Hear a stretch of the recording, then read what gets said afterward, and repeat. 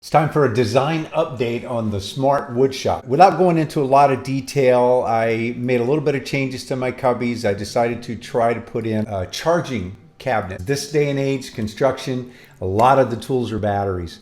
I saved the design, so I could keep the other one kind of in safe keeping, and I have worked away at this one. I've started asking the questions, why? Why do I need this? Why do I need this? Why do I need this? Pushing myself and pushing myself. Along the front here, a really cool Viewtainer storage. You saw it in my truck, my F550 shop, and you saw it carried forward in the Art Awesome Rolling Toolbox. That came about was I needed that garage space for the Paulk workbench. Since it took 8 feet, came up with that 4-inch wide Viewtainer storage. My workbenches and the way I'm working have changed a little bit, and the total station has come along, as well as the Paulk compact bench. They are the same dimension as each other. I could lift them and put them on the top the same way that I did the two parts of the Paulk workbench too when I would put them on top in Art. Once I do that, I don't have the need for the garage. So I took 2 of these cabinets and I put them over on this side. I set a base on this, and what I'm thinking about doing, I thought about a couple of drawers on the bottom or one big drawer in the box, make this an open shelf unit.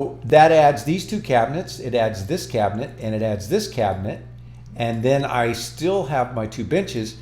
When I want to carry the Paulk workbench too, I'm going to build myself another one, and I'm going to build it and these out of ultralight plywood. So that's going to be interesting. So that's going to be part of the SMART Woodshop build, because the SMART Woodshop is the trailer in the trailer, but the benches are a big part of the SMART Woodshop. I'm going to a job where I'm going to need the larger, if I'm doing a lot of plywood breakdown or cabinet building, then I can just slide it in the aisleway. I've created this box here, which it'll have shelves, and it'll be a real durable box. I'll screw the shelves into place with pocket screws because I'm going to be storing heavy nails and things like that. And then I had this space here, so created a little less depth of a box. It'll go right up to the wheel well. It's a good use of space because I've layered it. Now I can come in, I can pull my ladders out, get at this backstock. Again, this backstock is not for stuff for me to go for every single day and to really have great access to for workflow. It's just so that I don't have to go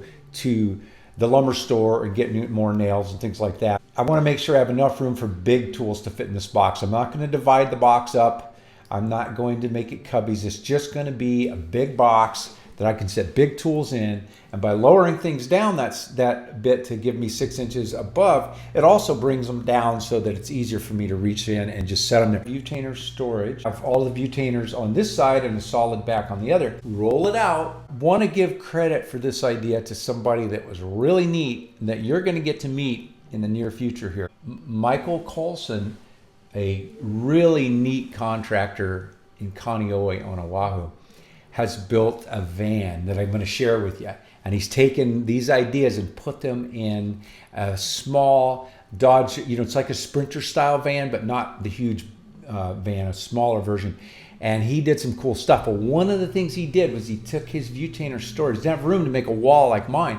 So in front of the cubbies, he made space in front of them and made like doors on the cubbies that rolled. And they were these thick, couple of shelf units with Viewtainers, and he just rolled them, and that gave me this idea that I could roll this out. If I put wheels on the bottom, one in the back, one in the middle, and one in the front, that front one, as soon as it comes out, it's not going to be touching the ground, and then it's going to want to tip just a little bit. The other thing I could do is just build it a nice tight box, and on the bottom phenolic plastic, and then just physically have it just pull out.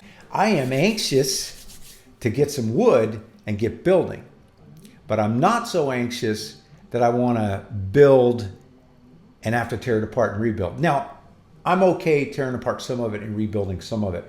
I want it right. So if I go down a road and get the design done and I start building in the shop, you'll see me scratch my head and go, yeah, I just don't really like this, and I'll take it apart and I'll come back and redesign and go back to it, because I do want to make it absolutely perfect for now and for what I know. Obviously, evolution in design is always there, and things are always going to get better, and new ideas are going to come up, like this rollout possibility that I'm totally stealing from Mike. I hope you're enjoying coming along and experiencing this process. I'm pretty used to doing this kind of stuff, even when I'm doing my kitchen design remodels, and especially house designs. I tend to do a lot of moving forward, getting to a point that I think I like it, and then I'll save it out and I'll start going in a radical different direction. And sometimes I'll go back to the original, but I'll bring something from the redesign with it. And I just think that just to continue to explore and do as many visual and thought experiments as possible to allow me to make sure that I maximize the space, make it as efficient as possible, and just make it a lot of fun to work out of. Thanks for taking the time to watch. Have a great day.